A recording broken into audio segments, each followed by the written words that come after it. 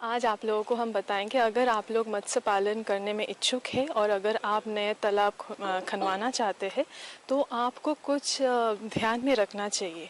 वो ये है कि मत्स्य पालन तभी आपका सफलता मिलेगा अगर मछली का तालाब के प्रारूप एवं उसकी रूपरेखा को उसके ऊपर आपको थोड़ा ध्यान रखना है। वो इसीलिए है क्योंकि जब आप मछली पालन करते हैं तो पहले मिट्टी का जांच होना बहुत ही ज़रूरी है। तो इस समय आप क्या कीजिएगा, जब आप तालाब खनवा लेंगे तो 2 बाई 3 फीट का आप एक गड्ढा कर लेंगे तालाब के चारों ओर और एक बीच में एकदम सेंटर पॉइंट में।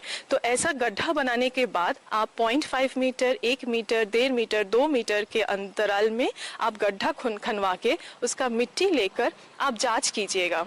जांच करने के बाद अगर आप देखते हैं कि मिट्टी के पीएच अगर 6 से 7.5 के अंदर है तो वो एकदम पर्याप्त है आपके मछली पालन के लिए। और जो मिट्टी है वो थोड़ा काला भूरा मिट्टी होना चाहिए, जिसमें आपका जो दोमट मिट्टी है, क्ले, सिल्ट और आपका रेत मिट्टी, ये तीनों चीज़ आप में उसमें होना चाहिए। अगर वो आपका जो क्ले है वो 30% होना चाहिए, सिल्ट 30% और जो रेत मिट्टी है वो 40%। उसमें ऑर्गेनिक जो आपका जैविक कार्बन है वो 0.5% तक होना चाहिए। उसमें से जो NPK है तो आप 100 ग्राम के अंतराल में आपको देखना है। अगर जो नाइट्रोजन है वो मिनिमम 50 मिलीग्राम प्रति 100 ग्राम में होना चाहिए। अगर उसमें फॉस्फोरस है वो 6 मिलीग्राम प्रति 100 ग्राम में और पोटेशियम तो वो लगभग 60 मिलीग्राम प्रति 100 ग्राम में होना चाहिए। तो ये कुछ चीजों को आप थोड़ा ध्यान रखिएगा। इसी के तहत पहला पहलू आता है स्थान का चयन।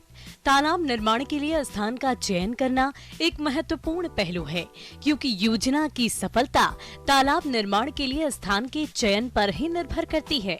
तालाब के लिए स्थान का चयन करते समय जल स्रोत, मिट्टी की गुणवत्ता, सुलभ संपर्क मार्ग, बाढ़ से खतरा, निर्माण की आर्थिकी आदि जैसे बिंदुओं पर ध्यान देना अति आवश्यक होता है। वो पहले आप एक बार ईस्ट वेस्ट डायरेक्शन यानी पूर्व पश्चिम दिशा में आपको एक जगह नीचे तली ज़मीन को चूज़ करना है और ऐसे चूज़ करना है जो कि हमेशा दोमट या चिकनी मिट्टी।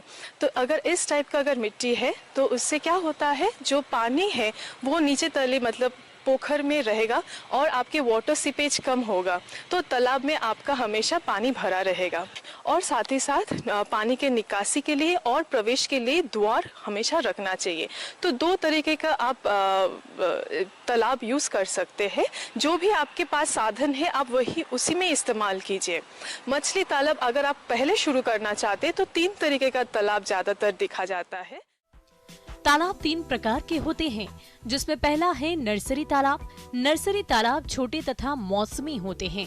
इन नर्सरी तालाबों में 0 आकार से पौने आकार की मछलियों के बीजों का पालन किया जाता है।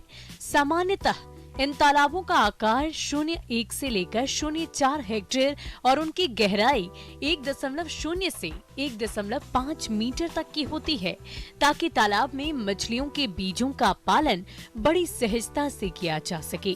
दूसरा है पालन या रेयरिंग तालाब। इन तालाबों में छोटी मछलियों फ्राई का परिपालन और संवर्धन किया जाता है। ऐसे तालाबों में अंगुलिकाएं, फिंगरलिंग तैयार की जाती है। इन रेयरिंग तालाबों का आकार 0.4 से 0.1 हेक्टेयर तथा गहराई 1.5 से 2.0 मीटर होती है। इन्हीं में तीसरा है संचयन या स्टॉकिंग तालाब। मछली पालन वाले तालाब आकार में बड़े होते हैं।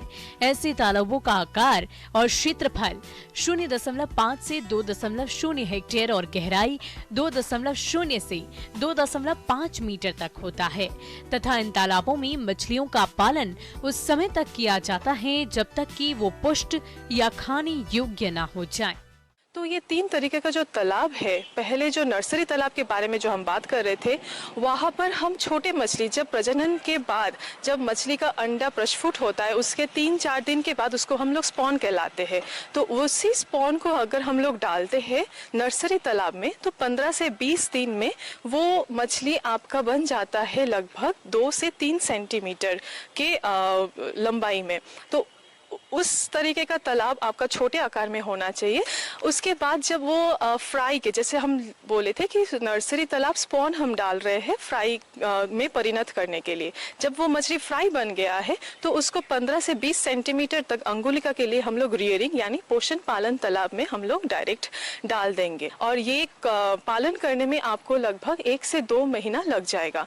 तो उसके बाद आप वही मछली को, जो कि अंगुलिका है, उसको हम डाल देंगे संचयन तालाब में यानी ग्रो आउट तालाब में। इस तालाब सबसे ज्यादा बड़ा साइज का होना चाहिए और ये नर्सरी और रियरिंग से ज्यादा होना चाहिए। तो ये हो गया आपका 3 तरीके का तालाब। ये ध्यान रखिए कि जब आप तालाब खनवा रहे हैं तो उसका बांध और उसके जो स्लोपिंग है वो टिकाऊ हो, क्योंकि ज्यादातर नीचे तले जमीन में हम लोग मछली पालन करते हैं और बाढ़ के लिए या फिर पानी का जो वेट है वो कभी कभी क्या करता है, नीचे जो मिट्टी को धसा देता है। तो सॉइल इरोशन होने का एक बहुत ज्यादा चांसेस है और आपके अगर बांध टूट गया तो मछली पालन करने में दिक्कत होता है, क्योंकि आपका जो डेप्थ है, मतलब गहराई है, वो धीरे धीरे घट जाता है और पानी में बहुत ज़्यादा घुलित मतलब मिट्टी आ जाता है, जिससे मछलियों में तकलीफ होता है। और ये ध्यान रखिए जब आप तालाब मतलब मछली पालन करते, तो एक तो हो गया आप कहाँ पर मछली पालन करेंगे और किस तरीके का आपको मिट्टी देखना है, और साथ ही साथ आपको ये भी देखना है कि मार्केट में डिमांड क्या है। जैसे कि देखा गया है अभी ज़्यादातर जो किसान है वो हम लोग कार्प मछली यानी रोहू, कतला, नैनी, साथ ही साथ पंगास, फिर माहा, झींगा, ये सब मछली हम लोग पालन कर रहे हैं। तो आपको पहले देखना पड़ेगा मार्केट में एक बार जाकर कि आपके आसपास के बाजार में सबसे ज्यादा और महंगा मछली कौन सा बिकता है। तो वो इस पर्यावरण में मछली पालन आप कर सकते हैं कि नहीं, तभी उस मछली को आप चिन्हित कीजिए और उसको आप पालन के लिए प्रयास कीजिए।